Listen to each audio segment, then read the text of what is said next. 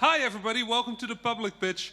This is usually one of my favorite things about every DevGAMM event. My name is Rami Ismail, I'm an independent developer. For those of you who saw me earlier today, I gave a talk about leadership. Part of leadership is being able to sell the thing that you're making. And what we're going to do is we're going to listen to 5 different indie teams pitch their games in front of a jury of professional video game developers. People that have gone through this, people that are good at this, people that have had success with this, and also people that have probably messed up a few pitches. So they know what's up. For the teams, 5 different teams, 5 different games. Each of them will get 5 minutes to pitch their game. After that, the jury will get a few minutes to give feedback, to tell them what they thought, to then vote for each of these games. Obviously, if you like a pitch, at the end of the pitch, please do give an applause to the people that are giving the pitch. Pitching is terrifying. Pitching in front of a stage like this, even more terrifying. So don't forget to give a big round of applause to our pitching teams. At the end, the jury will decide who gave the best pitch, and the best pitch will receive 2 business tickets for DevGAMM in Lisbon, which is an amazing opportunity. The Lisbon event is also super lovely, beautiful location, and huge opportunity there to, again, is that smoke? I think it's fine. Yeah, that's fine. Okay, good, good. Somebody in the back is like, it's supposed to happen. Lisbon, which is an amazing opportunity there to show your game, to pitch it again, and hopefully sign some good deals, get some good funding, get your game the place it needs to be. Without further ado, let me quickly introduce the jury. In the middle over there is Sophie, if you can raise your hand real quick. Sophie Vo from Rise and Play is going to be one of our jury members. Then we have Ole Pridjuksson, who is the founder of DevGAMM. Say hi. And Nicholas Bloom from BD Acquisition. They are going to give feedback. I'm going to ask you all at the jury, please be honest. Don't have to be brutal. Don't have to be mean. But give them honest feedback. The best thing that our pitching panel here can get is good feedback on their pitch.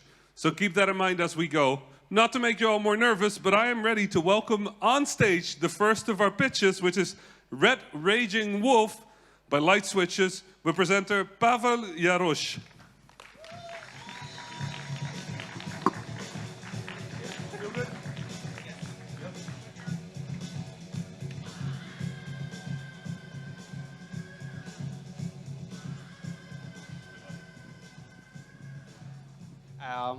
I have actually a story for you. So, once upon a time, in a land far, far away, actually not so far, but there, we strive to make a game with a vast open world, many features, distinctive characters, and so much replayability that you will all play it all the time, only this one. Did we manage to do so? No, we put that in fairy tales. But among these fairy tales books, we took all the characters from them and mashed them all together in a fresh, bloody cocktail. I want to present to you today the Red Raging Wolf. So meet Red. Red is little, she's cute, but she's definitely not so innocent as you may think. She's actually causing a lot of mayhem in our flipped world. Across her journey of her life, she will meet a cast of distinctive characters, all of them inspired by many, many different fairy tales. For example, a Chester cat, definitely not from Cheshire. But don't be fooled, yeah? This game is like a very twisted version of the fairy tales, and we put there hectoliters of absurd humor. Definitely Red has a wanderer's heart, not literally this time, but I mean she likes to explore, so we give her space for it. Space separated into several biomes like forests, cemeteries, towers, all inspired by the fairy tales, each with a unique themed boss for it. Because our game is also focused on combat. And for this, you would need to upgrade your gear. So the first thing you will do is to replace a typical or stereotypical wooden stick of a red with a cutting-edge axe.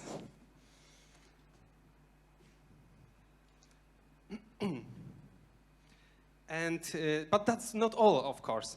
Our game also focuses on the story as well. And what a story it is, you wouldn't believe. Red was on her way to the sick granny, but she's not there. And it infuriates her, as she's like a very explosive character. But now she met her cat to aid her on her way to find the granny. To find her, actually, she will turn the whole wall red. Because the main combat mechanics and the system here that we call the rage system is based on her becoming more and more angry all the time, so dealing more serious damages, but also becoming more vulnerable. So if she doesn't tame her raging nature, she will show us who is the real big bad wolf of this story. And now, meet Red in action. Peace and tranquility reigned supreme. Let's change that. Hell yeah!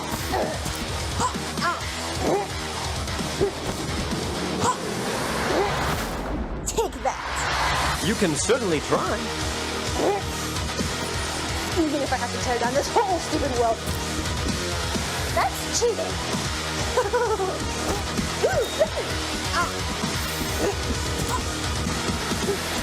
And that.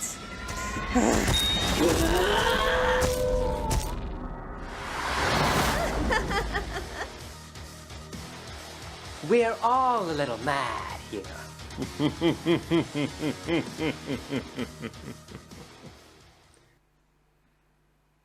Yes, so we don't like boring things, so out of this boring stuff, I only want you to remember that we are making a Metroidvania game.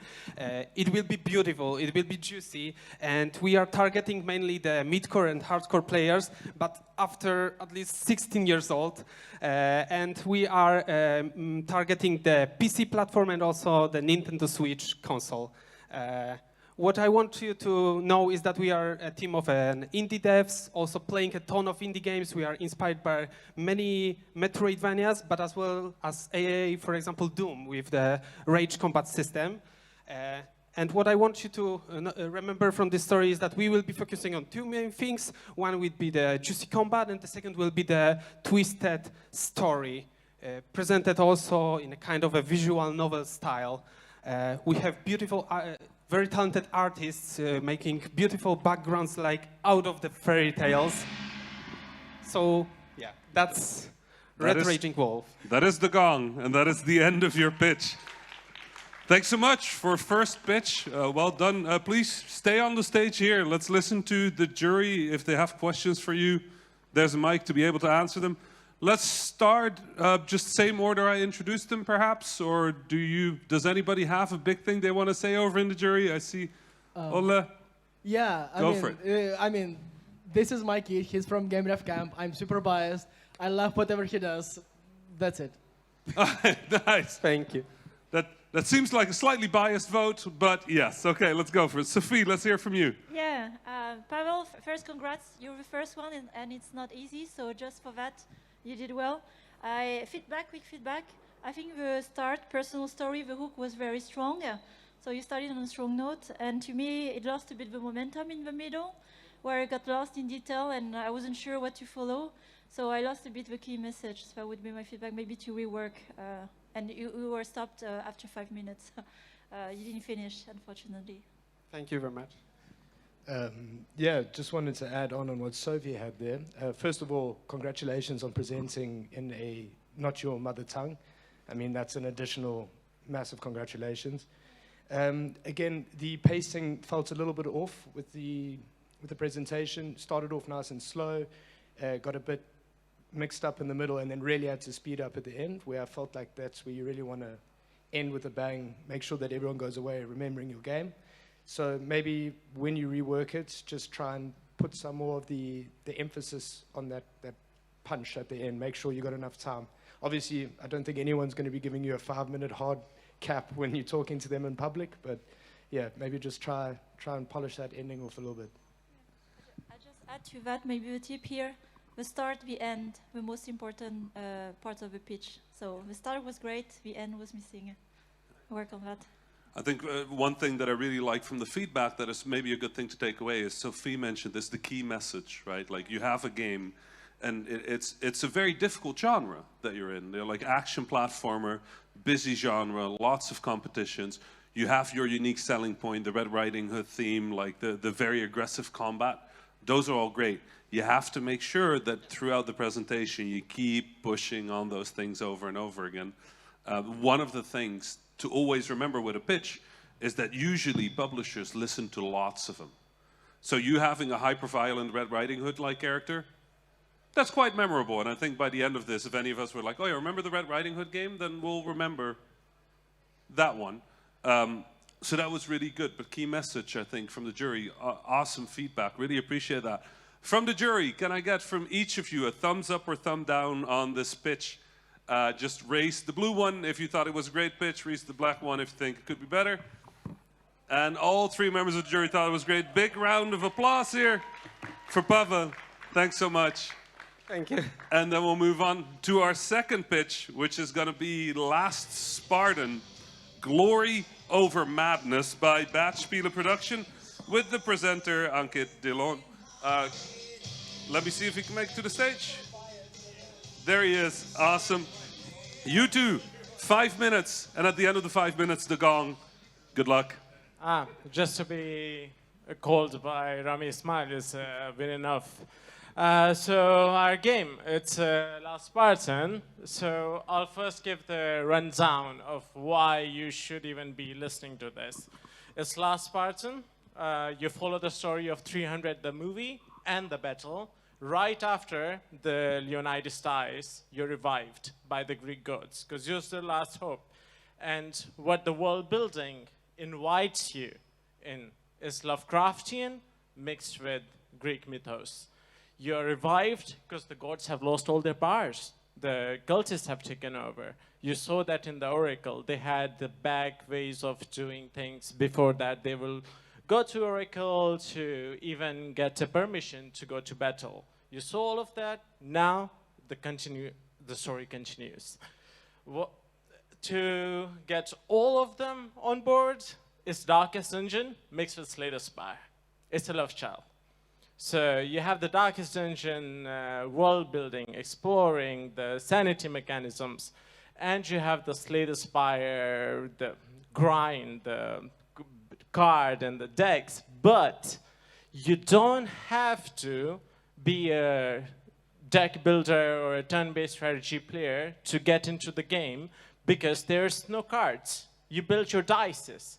So what we've seen through Gamescom, through Vilnius, through Vienna, Game City Fest, people who don't play strategy games love the game. We were actually opposite to the Nintendo booth, and there was a crowd of people to us rather than to play Mario, because you're building your dices in real time, and you're removing this entry barrier of deck builders, which is, you can imagine by Magic the Gathering, it's a time-consuming hobby to be in.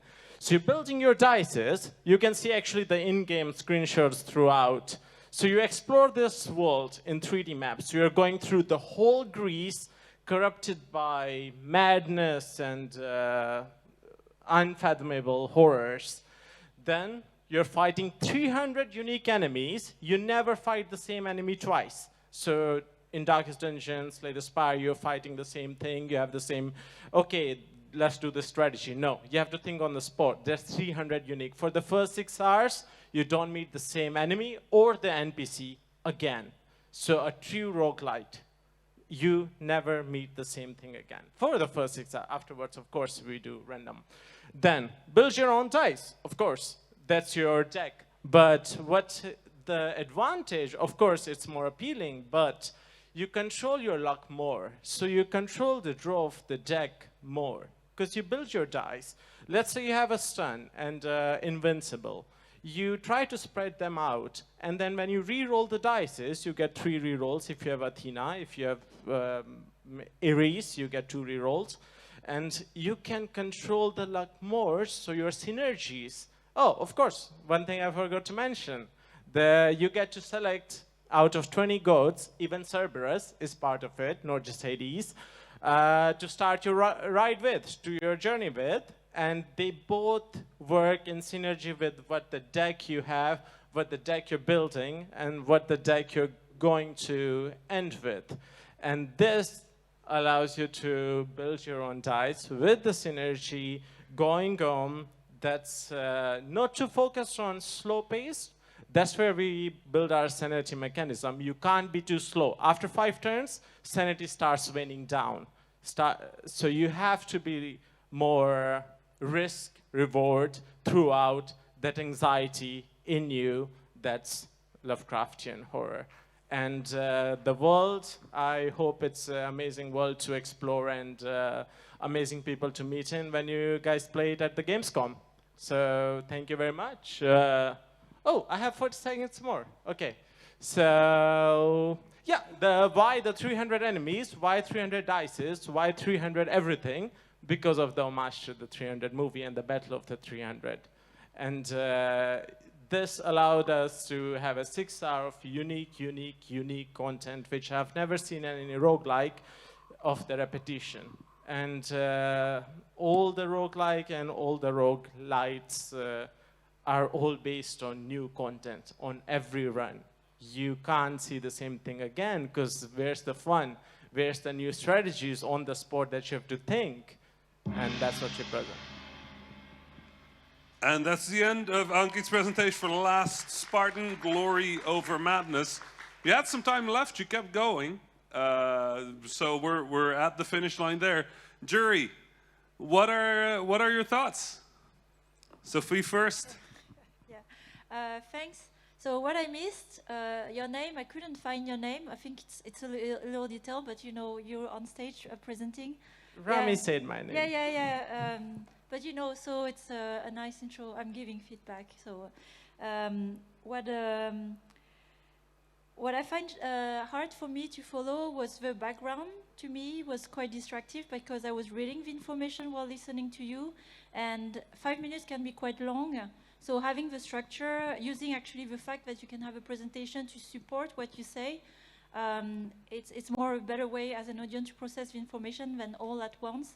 So that was my main challenge, to take a key thing again from the pitch, because there was a lot of information. That's my feedback.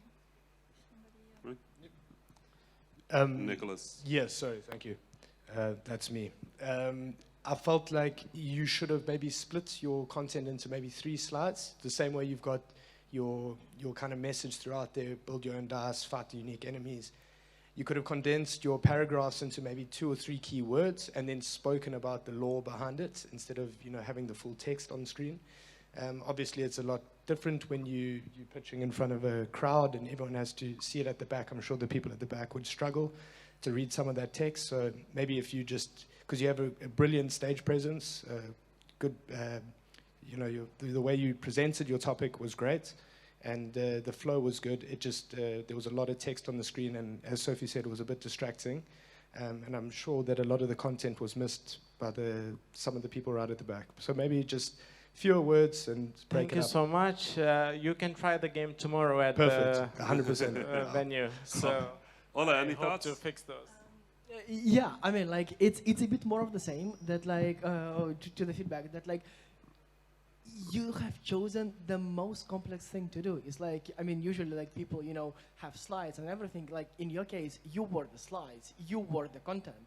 And like, and I think you made it amazing. It just like, people as judges, like we just got used to something different and then we tried like to figure it out on the go. And that's just like what's not expected. But again, like this is memorable.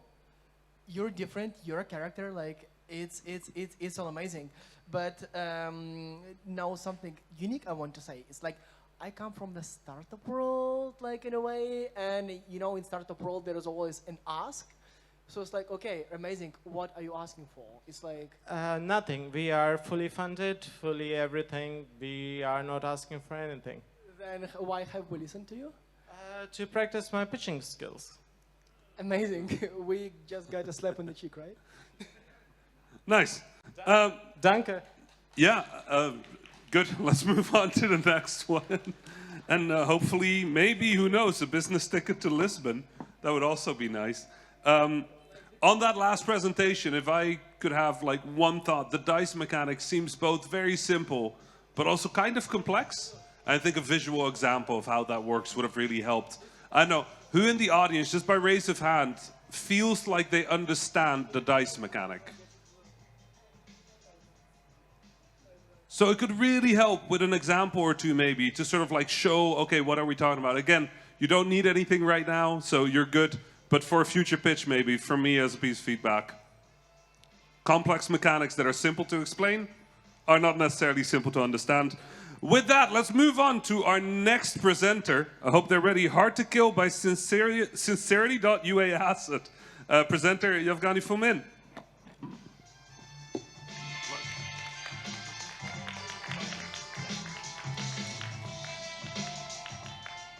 Hi everyone, and thank you for the introduction. My name is Yevgeny, and today I will show you my game. So, Hard to Kill is a hurricane-paced action, yet it's also a puzzle. And without further introduction, I want to show you the trailer.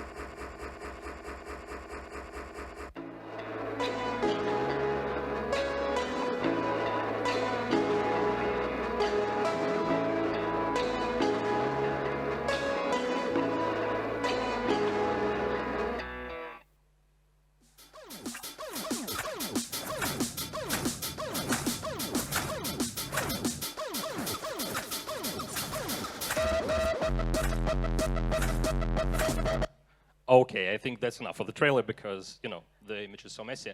Our sources of inspiration is neon white, when you gain abilities by killing an enemies and making a chains of eliminations.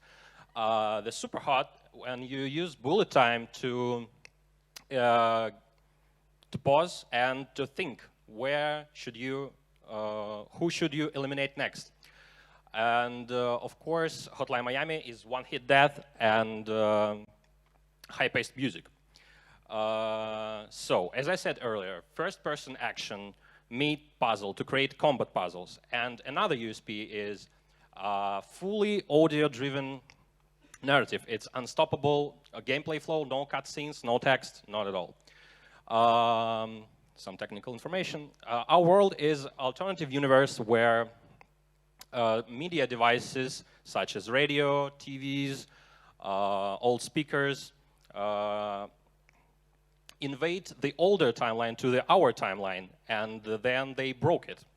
So our main character is a girl named Nima. She is a sleeper agent that tried to fight against time collapsing. She has two tools, the katana, obviously, and the amplifier. This is a mysterious device that can broadcast radio both from the past and all of the possible futures. And we use it to make this narrative work. So we use different radio stations to announce combat puzzles and give some story to the player. Gameplay formula is pretty simple. You stun and then kill enemy to gain a unique attack. You choose your next target wisely because it's a little bit tricky. Enemy execution leads to disposable ability, which means that you can use it only one time and their character will be launched. And while you're in air, your ability upgraded. So, for example, dash can in air will instantly kill your target, and the knives. And the ground slam is when you strike the ground, and anyone in the area will fly away. Throwing knives will just stun every enemy you're aiming for, or multiple targets, and the hook. So you gain these abilities by killing unique enemies, which fighter gives you dash, and the bully gives you ground slam, and the shooter gives you kunais with the knives, and the sniper will give you hook. These elements, it may seem that there's not so many of them, but with these elements and combining them, we can make a lot of various gameplay situations where the player is pretty excited. So that's it for me. You can contact us. Here's the link to our HIO and our email. Thank you very much. It's always nice to have time left. It's always nice to have time left. Thank you so much for the presentation, Yevgeny. Let's hear from the jury. Actually, before we hear from the jury, I messed up. On the previous one, we didn't vote. Do you remember the previous pitch real quick? Can we just get that vote just for the formality, just to make sure? On the previous pitch, what did you feel? We have 2 negative, 1 positive. So just so we have that, that is on the record. I'm sorry, organization, we got that good. Sorry about that. Let's get the feedback of your pitch. I thought it was lovely. Let's hear what the jury has to say. Who wants to kick off? I actually want to start because, I mean, this is an example pitch where it really worked. I mean, you started from the trailer, and then whatever you say next, I can relate it. I understand it. You have shown the game. It really worked well. I also missed like what you're asking for. It's like, okay, so the pitch, like, do you want us to play the game? Do you want us to invest in the game? Like what's still? Because I mean, if not us three, there are whatever somebody in the audience, right? So like you're talking to all of us. Yeah, but still, like everything was great. If everybody pitches like you, it would be just amazing. Thank you very much. That is very lovely feedback, Sophie. So I'll build on top of that. The content was really good. The start, I think, again, for the pitch coming is like the starting strong. So the trailers does everything, and then the rest builds on top of that. So here I give feedback, points of improvement. It looked like the pitch was made for reading more than pitching. So what I missed, maybe more as an audience, is the connection, the eye contact. It matters.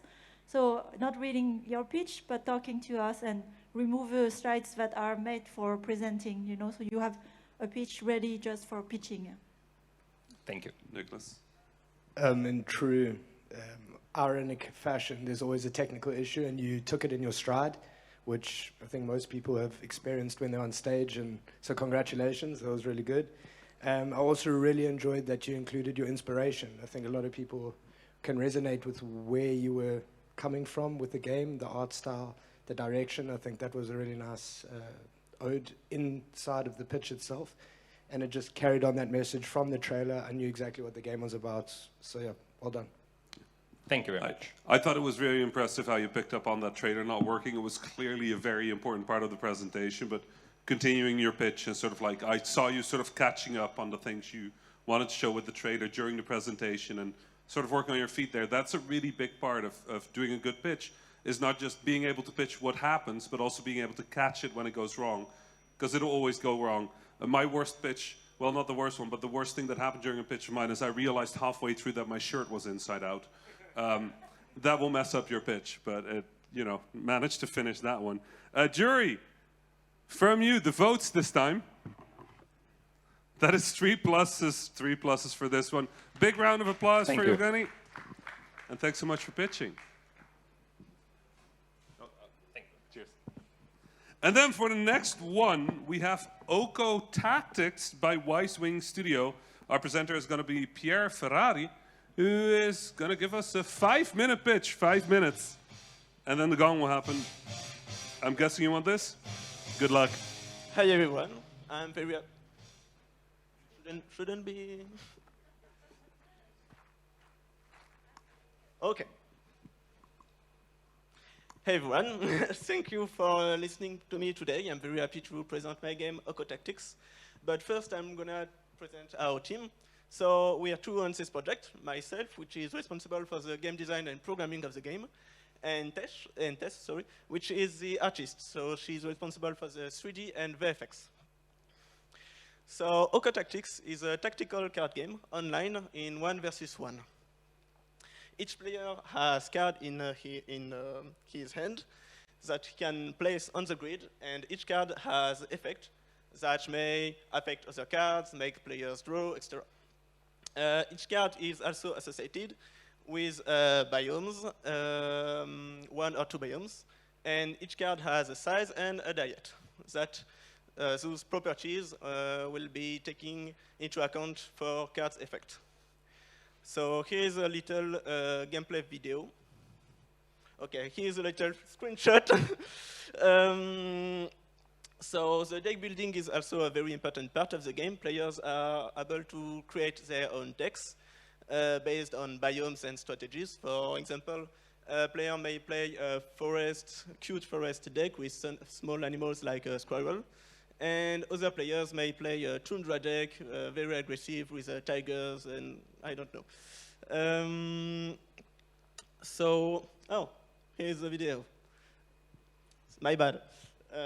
So as you can see, you can place your card and undo your turn or end your turn, and then the opponent play, etc. Here's a little cat. Our main inspiration for the games are card games, of course, like Yu-Gi-Oh! And Legends of Runeterra, and also chess for the strategic grid-based aspect of the game. Our game is suitable for all audiences. By the way, it is cross-platform. You can play on PC, but I also can play on mobile devices. But for sure, strategic and card game enthusiasts will love it. So our game also raises awareness about ecological issues, because the rarity of the cards in the game are based on the conservation status of the animals. So for example, the panda, which is in extinction, will be harder to find than the common pigeon that you can find everywhere. We also want to let players experience a chill but competitive experience without the toxicity you can find in games like League of Legends or Overwatch. So there is no teammates that's going to blame you for everything you did. You can play like chill, relax in 1 versus 1. For a business perspective, the game will be free to play, but we'll present in-app purchases. So you will have 2 currencies, a soft currency and a hard currency, that you can gain by either buying with real money or just by playing the game. And those currencies can get you a season pass, loot boxes, or a temporary shop which will present contents, so new cards, custom boards, emotes, player icons, etc. So a lot of aesthetic things. This is our production roadmap. We just entered the alpha phase, so we're very early in the development.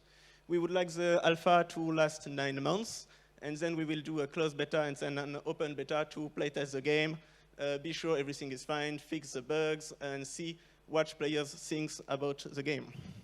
We would like to release the game in August 2025, and then we will do post-launch content. Here's my contact info if you want to contact me. I will be glad to talk with you on LinkedIn. And thank you for listening to me. Well done, Pierre. Well done. I think let's go to the jury's thoughts on this pitch. A little strategy game. Interesting genre. Let's hear what they have to say. Sophie. Hi, Pierre. French as well. Are you French? Yes. Yeah, I am. And I'm sensitive to this. I'm from Mobile. I think it was very well delivered, very clear. Also, there's a personal touch presenting the team. At least for me, you know, it's always, I like to know the people behind the game. But that's a personal thing. And you went through all the parts of what makes the game, so I know very much also how a mobile game is made, so you covered everything that I would like to know if I would invest in a mobile game. And the ecological part also was strong, like there's a mission, a personal mission behind, so that also what I remembered. So overall, I don't have much to say except this feedback. And you can find me later because I'm working on that kind of. I've been working on that kind of games, and if you need, you know, help, you can find me. Very nice. Thank you. Nicholas? Pierre, congratulations. It was a brilliant presentation. I think the way you started being very upbeat and open, you come across very approachable. You started with a smile, you ended with a picture of you smiling. It's a happy game with a happy message, so, well, I'd hope so. The common pigeon. And yeah, just you answered the why you were on stage, why you made the game, who your team was. You answered the questions that I would traditionally ask at the end of a pitch. So congratulations. Ole? And I want to add something like from a totally different side. Let me put my virtual, I don't know, investor hat. Just like so like to contribute to the feedback. So I love your energy. You really sound like you're an expert. You really sound that you know what you're doing. But if you're pitching to investors, they usually are not that deep. My humble opinion, and feel free to not listen to it, but my humble opinion that less is more. And you try to explain like so much in detail, so much everything that industry insider would totally get like these two amazing people. Like they totally heard you. If you would be asking for money with the slides, people would be lost somewhere after 30 seconds. And so again, my super humble opinion that like if you try to talk to somebody, I don't know, who is not in the games industry and ask them to retell what they remembered and build your pitch on that, that would be more resonating with people who are not into free-to-play mobile games. And that would really help you to get excited, because like this is how you would learn what is exciting about the game. And probably that would be like, oh look, I have a game with nice cute animals. Give me like 500,000 and that's it. Okay, thank you. Sophie, you have additional thoughts? Yeah, just to add on that, I think it's a very good point, because this is a perfect pitch if you're pitching a publisher, you're pitching your game, right? And I totally agree with what Oli just said. A complete different story pitching to investors where they don't, not that they don't care about the game, but they care about the numbers of your game. So yeah, that would be a different story. Yeah, free-to-play is a different market. It's a different audience, different people listening, different business models as well. I really thought it was strong for free-to-play to show what your monetization model looks like, even though it was a fairly traditional way of implementing it, but it was really good that you took some time to talk about it. I thought it was a very strong pitch. Thank you. Yeah, so thank you so much. Let's real quick go to the jury and see what they thought. I think I have a gut feeling. Yeah, there we go. 3 positive. Thank you. Congrats, well done. Big round of applause for Pierre. And then we will go to the next one, the last one. Are you ready? Yeah? Okay, on the way to the audience here, Book Smugglers by Fluxo Game, presented by Mantas Stankovicius. You ready? This one is yours. This one is yours. You have exactly 5 minutes. Good luck. Thank you, Rami, for the introduction. Hello, everyone. Hello, jury. I am Mantas. On behalf of the Fluxo Games, I'm here excited to give you a glimpse of our game, Book Smugglers. Book Smugglers is a choose-your-own type of adventure where, as the name suggests, you will be smuggling books.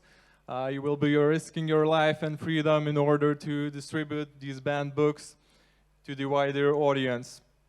The game is set in a 19th century countryside and is based on a historical phenomenon that happened in Lithuania once the occupied government banned Lithuanian books, and so people started bringing the books through the border for the people in need.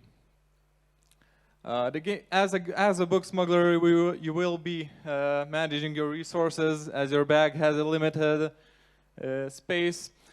You will have to think whether you want to take a coat to protect you from rain, or maybe you'll have a bottle of vodka to bribe some officers on your way. On your missions, you will encounter a set of unfortunate events. For example, some wildlife, maybe the same drunk officers, some wheat farmers, or just some random kids that might be bothering you. Or they might have a vital information for your mission. Each event can be resolved 1 out of 3 ways. Here will come in handy your items that you took with, because some options require special items to choose. The 3 options that you can resolve each of them has 3 different outcomes that could either save your journey or could end it. Story-wise, you'll start as a lonely book smuggler who is being chased by some police. you run into a church, a priest saves you. In order to thank him, you do some jobs for him, and he introduces you to this underground network of book smugglers. You do some more and more challenging quests for them, and in a way you distribute the books and fight the oppressive government. Our audience is based on similar games, and is anyone from 15 years old who are interested in historical narratives, decision-making games, management games. Our audience is based on other narrative-based successful games such as Through the Darkest of Times, which is also a historical strategic game where you fight against the Nazi government. And the other example is Pale Beyond, where you also manage a crew that is going to a South Pole. Either way, both of these games are very narrative-based and text-heavily based, but they are successful titles. Because of these titles, we made some estimates that we could have on a rather successful launch, we could have from 2,000 to 5,000 copies, which could accumulate over a year to 20,000 copies. At the moment, we are looking and talking to publishers regarding marketing and promoting of the game, and at the end, actually publishing it. So if you're interested to know more about the game, feel free to scan the QR code, and thank you. You can keep that microphone. I would like the clicker, though. Can I have the clicker? Oh. I'll take the clicker. Thank you. Perfect. Thanks so much for this final presentation, Montas. I'm very curious what the jury thinks of this one. You had some time left, which is always a nice place to end because it means you got to wrap up the presentation properly. Was there enough in there for the jury to feel like they understood what was happening? Let's hear Ole. I'm the happiest that he explained why he's here. He's asking, like, he's explaining what you're pitching. It's not like, hey, we're making a game. Like, hey, we're making a game, and this is what it is for us. Like, the judges, people in the audience, how can we interact with the game? Play it, publish it, like, whatsoever. So, like, that was nice. My very humble feedback, again, like, feel free to not listen to it, like, if you explain, I mean, like, you took a lot of time to explain, like, what's, like, the references and, like, the story in the game, but, like, I just feel that, I mean, since, like, I'm half local, I think, like, this book smuggler theme is very important to the history and culture of Lithuanians. So I think if you made an emphasis on that, it's like, look, this is something super unique. It's not just like hey, some small stories. Like, super unique is fundamental to the local culture. I think it would just like explain like how important your game is and what's unique about it. But like, that's my humble take. Thank you. Sophie? Just a few things on top of that. More things I appreciated. The call to action at the end. It's a good idea. Starting very clear and ending very clear. And for me, maybe more to be nitpicky. Pitching for a publisher. What's the USP? Why as a publisher would I be interested in for you, and you told the story, I think it was very nice, but why could that story be, brought to others that are maybe not so close to the story? So creating the link, like how could this be more global, for example? So it's like just points for improvement. Nicholas? Yeah, thank you so much, Antos. So starting with the positive, I felt the slides were super clean. Every kind of touch points, story, gameplay, even down to the numbers, it was all headed nicely. It was really easy to read, so thank you. From a bit of a biased perspective, because I'm more on the business side, same as Sophie, you ran away from the numbers when you still had about a minute left. I feel like you could have delved into a little bit more as to exactly that USP, why as a publisher would I want to invest in this game or publish and market your game for you. I feel like if you're just even, the numbers were impressive, so you can be proud of what you're anticipating on bringing in with a title that has so much historical significance to Lithuania. So yeah, congratulations again. And again, just that one point, I'd say, be proud of the numbers that you are anticipating. Thank you. Before we go to the jury votes, just from me, two things. One is, for a pitch, time is everything, right? It's how much time you have left, but also the amount of information you give. So if there's information that is less important, sometimes it's better to leave it out. One thing I normally tell teams is, if there is information where you would never say the opposite, don't include it. So you included the age bracket was 14 to 70? Could you repeat that? The age, the demographic age, 14 to 70. Do people not like it when they're 72?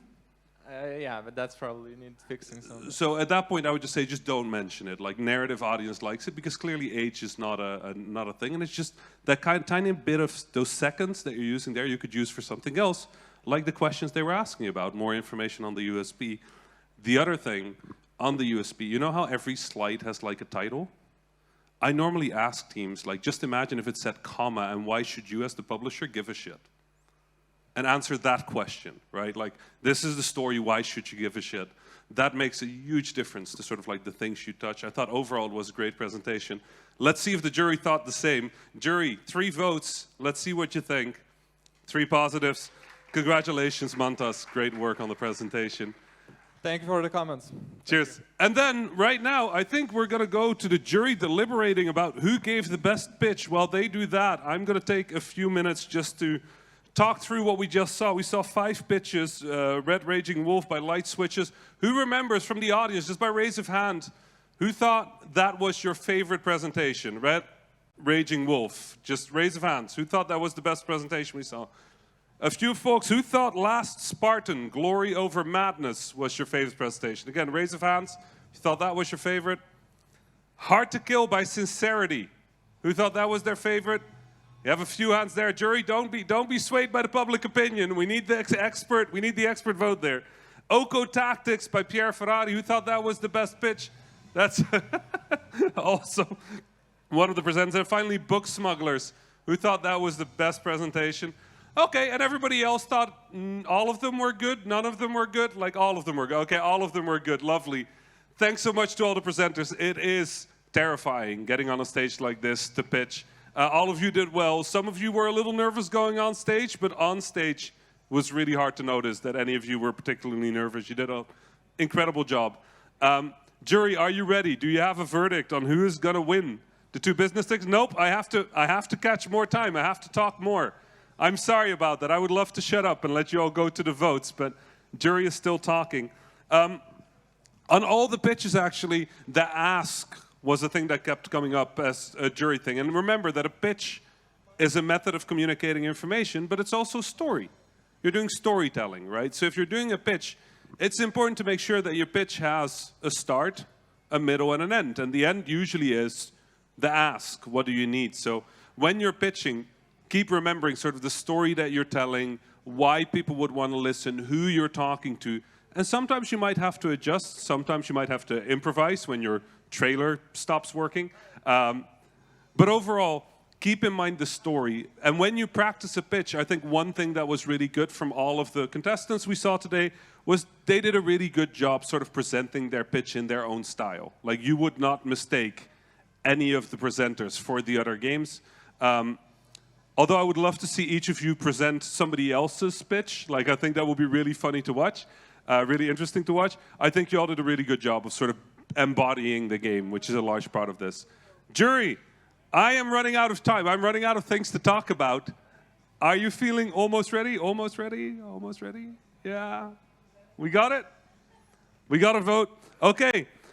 So let's hear from the jury. We have 5 contestants: Red Raging Wolf, Last Spartan, Hard to Kill, Oko Tactics, and Book Smugglers. Yeah, okay. So before we deliver, can we say a few words? You can absolutely take your time. We have 7 minutes. So first, congratulations for everyone that took the courage to go on stage, because it's difficult. And just for that, you know, practicing. And there were a lot of good elements. So here we are here to improve, help you improve, so you get to what you ask. And then as we deliberated, again, acknowledging it's not easy to be the first, and so others also benefited from the tips after to do it better. So acknowledging again, everyone did their best with what they could. We voted, we gave 2 votes each, and we took the one that had the most votes, and it's, drum roll, Hard to Kill. Hard to Kill, Evgeny Fomin. Please come back to the stage. Love to hear a few more words from you. And also, I have for you 2 business tickets for DevGAMM Lisbon.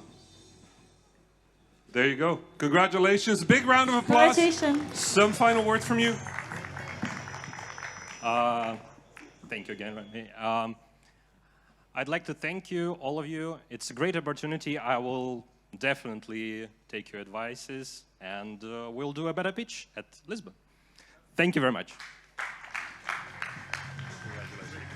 And that was it for the public pitch. Thanks so much for coming out. I'm sure there's lots of interesting program for the next few days of the next day. Wow, of the event. Thank you so much for coming out, for being a lovely audience. My name is Rami Ismail. This was the public pitch, and see you next time.